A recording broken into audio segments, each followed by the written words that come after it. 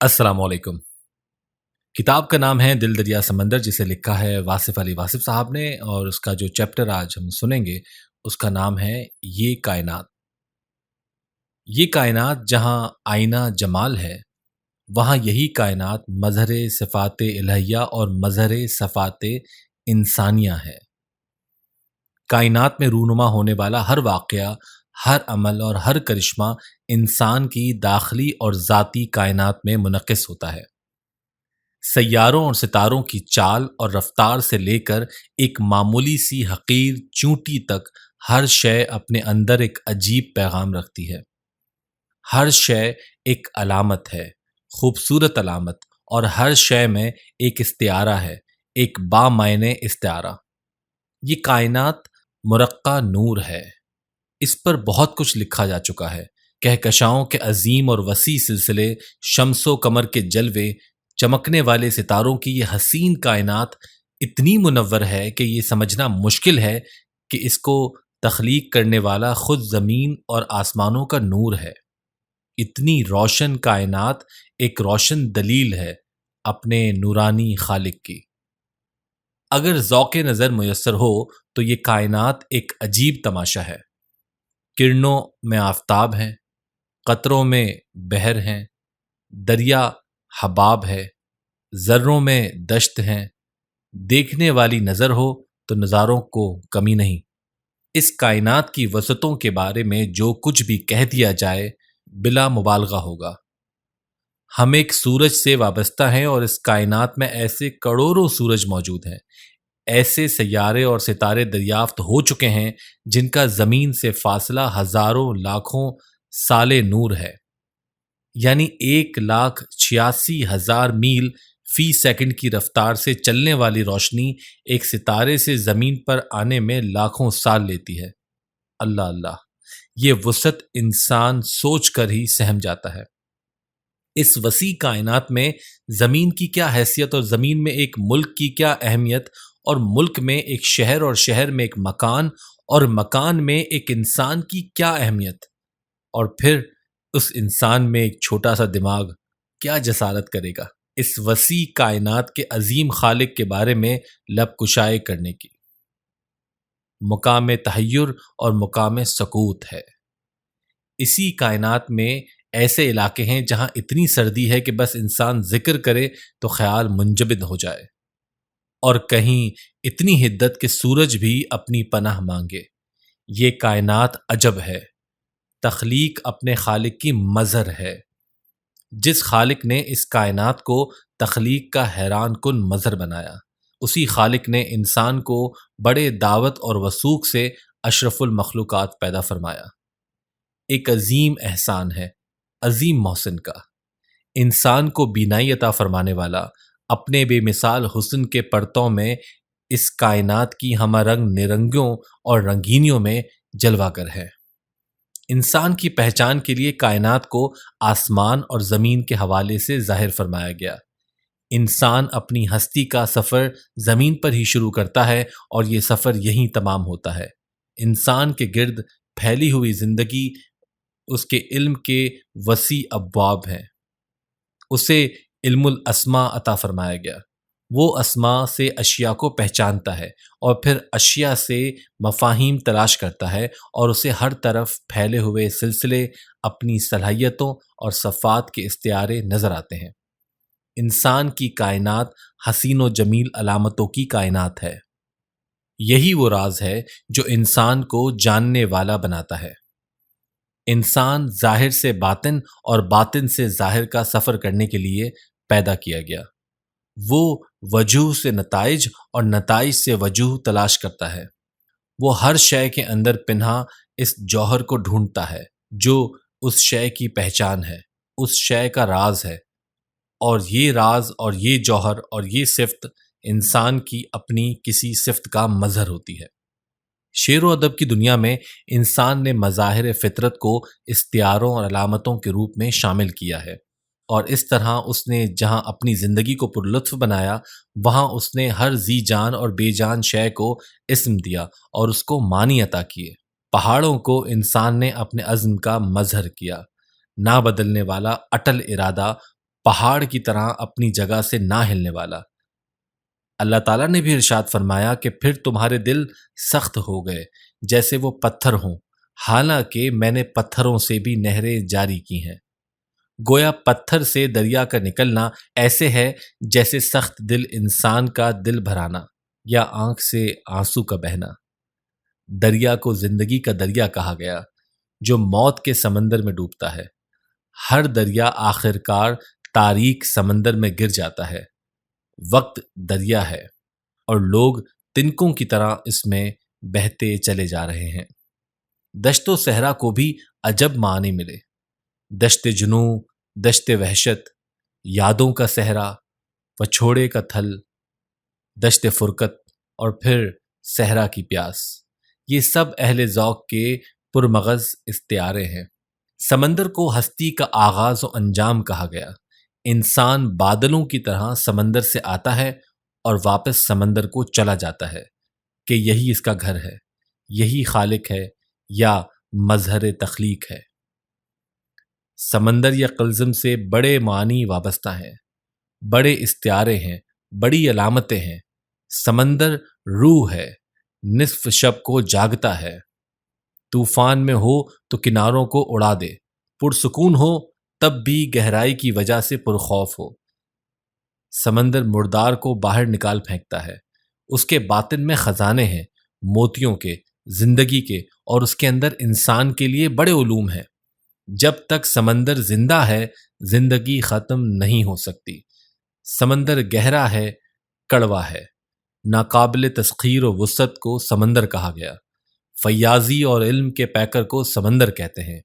قلزم رحمت وسیع و بے پایاں صفت الہی ہے، اور پھر سمندر خاموش ہو گیا، یعنی محبت کی امواج میں ٹھہراؤ کا مقام۔ موج کے نام سے کتنا ہی لٹریچر موجود ہے۔ آئیے دیکھیں انسان نے اپنے گرد رہنے والے جانداروں سے کیا حاصل کیا، انہیں کیسے کیسے معنی دیے، ان سے کیا کیا سبق، عبرت اور نتیجے نکالے۔ پرندوں کی دنیا میں شاہین کو لیجئے۔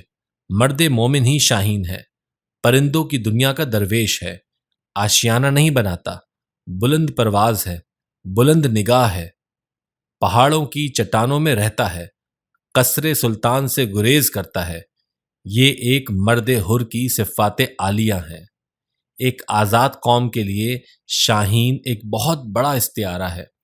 سورج کو نگاہ میں نہیں لاتا، مر جائے تب بھی زمین پر نہیں گرتا، اس کی نگاہ آسمانوں پر رہتی ہے۔ اس کا رزق صالح اور پاکیزہ ہے، یعنی زندہ کبوتر شکار کرتا ہے۔ شاہین مانگ کے نہیں کھاتا، کانے ہے، غیرت والا ہے، متوکل ہے، قوی ہے، جھپٹتا ہے، پلٹتا ہے، خون گرم رکھتا ہے، نگاہ تیز رکھتا ہے، درویشی میں بادشاہی کرتا ہے اور بادشاہی میں درویشی کرتا ہے۔ اقبال کا شاہین ہی اقبال کا مرد مومن ہے۔ اقبال نے جوانوں میں عقابی روح کے بیدار ہونے کی دعا کی ہے۔ عقابی روح کا کام ہے کہ آسمانوں کی طرف پرواز کرنا، اور پھر شہباز لامکاں، شہباز طریقت، شہباز خطابت، اور پھر ہمارے شاہین یعنی ہماری ایئر فورس، ایک پرندے نے کیا نہیں دیا ہمیں۔ یہی خودی کا ترجمان ہے، یہی محرم لامکاں ہے، یہی فاتح زمان و مکاں ہے، یہی شاہین راز ہستی کا رازداں ہے۔ شاہین بھوک سے مر جاتا ہے لیکن مردار نہیں کھاتا۔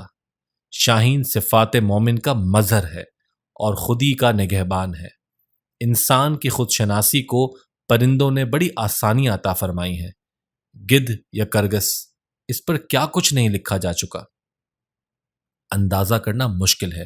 آج کے ادب میں گدھ ایک عظیم استعارہ اور علامت بن کے ظاہر ہوا ہے۔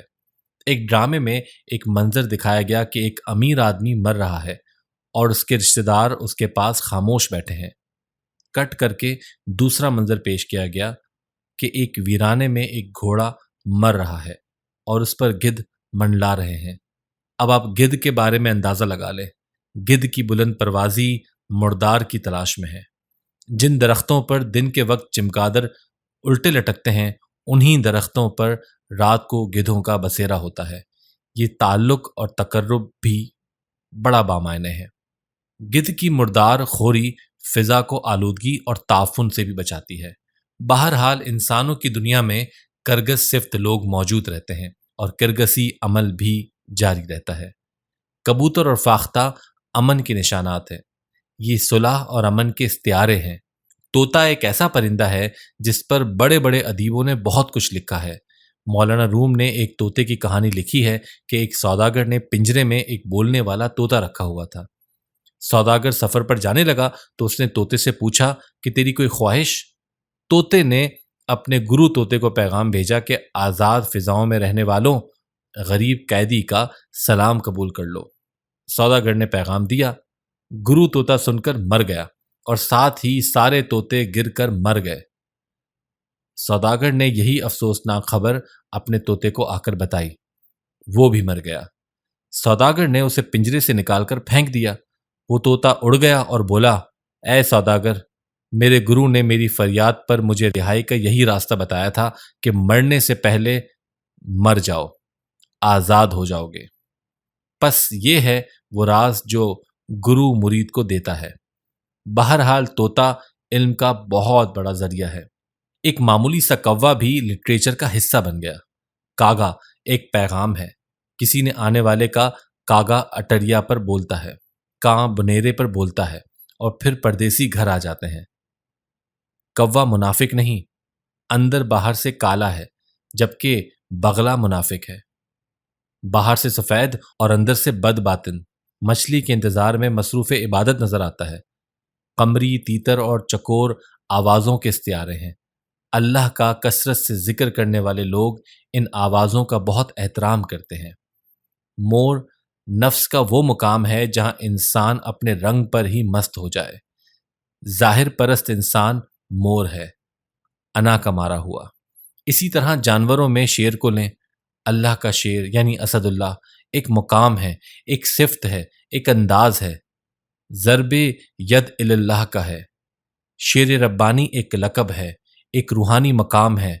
شیر خواب میں نظر آئے تو روحانی فیض کی دلیل ہے۔ شیر بے باکی اور جرت کا مظہر ہے۔ اللہ کے شیروں کو آتی نہیں روباہی۔ جہاں شیر دلیر ہے وہاں گیدڑ بزدل ہے، لومڑی مکار، سانپ چھپا دشمن ہے، چمکیلا لیکن زہریلا۔ سانپ کبھی وفادار نہیں ہوتا۔ وفا کے باب میں کتے اور گھوڑے کا ذکر آتا ہے۔ کتا اگر کتے کا بیری نہ ہوتا تو کبھی نجس نہ ہوتا۔ گھوڑے کو لٹریچر میں بڑا حصہ ملا ہے۔ غالب نے 2 اشعار میں گھوڑے کو زندگی اور موت سے تعبیر کیا ہے۔ زندگی کا سرکش گھوڑا سر پر دوڑ رہا ہے۔ انسان سوار تو ہے لیکن بے بسی کا عالم یہ ہے کہ ہاتھ باغ پر ہے، نہ پاؤں رکاب میں۔ انسان کا ایک پاؤں ہوس کی زمین میں گڑا ہوا ہے اور دوسرا پاؤں موت کے گھوڑے کی رکاب میں ہے۔ زندگی اور موت کے بیان کرنے کے لیے گھوڑے سے کیا فائدہ اٹھایا گیا ہے؟ غرض یہ کہ ہر جانور، ہر پرندہ، ہر شے انسان کے لیے معنی رکھتی ہے۔ انسان غور کرے تو یہ کائنات علم کے وسیع خزانوں سے مالا مال نظر آئے گی۔ انسان کو اپنا پرتو اور اپنے خالق کا جلوہ اسی کائنات میں نظر آئے گا۔ یوسف علیہ السلام کے خواب میں آنے والے 11 ستارے، چاند اور سورج ان کے اپنے بھائی اور ماں باپ تھے۔ سبحان اللہ، یہ علم اس نے خود عطا کیا ہے جس نے انسان کو شاہکار تخلیق بنایا ہے۔ انسان کو شرف بخشنے والے نے انسان کو علم عطا کیا ہے، کائنات کا علم، کائنات کی اشیاء کا علم، کائنات کی زندگی اور اس کے حسن کا علم۔